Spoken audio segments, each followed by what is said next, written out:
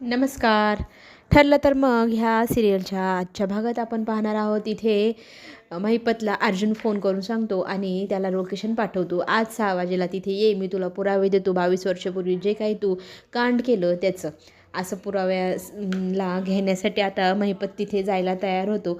आणि इथे मात्र नागराजला संशय असतो का हा फोन ना बहुतेक सायली किंवा अर्जुननी मिळूनच केलेला असेल. ते दोघंच तर तुझ्या मागे लागले नसेल ना, असा डाऊट नागराज काढतो. आणि इकडे सगळेजण सज्ज झालेले आहे. तेही लढाई महिपतच्या विरोधात करण्यासाठी आणि त्या ठिकाणी जाण्यासाठी 6 वाजेची वेळ जवळजवळ येत आहे. सगळेजण अगोदरच जाऊन तिथे जाऊन उभे राहणार आहेत.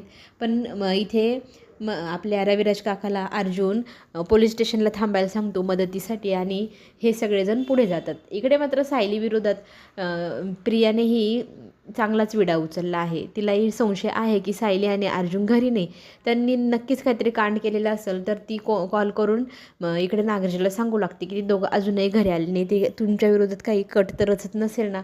तर इथे लगेचच नागराजची टूप पेटते. बहुतेक ना हा दोघांचा प्लॅन आहे. आता मला लवकरच इथे महिपतला कळवावं लागेल, नाही तर महिपत त्यांच्या प्लॅनमध्ये अडकेल.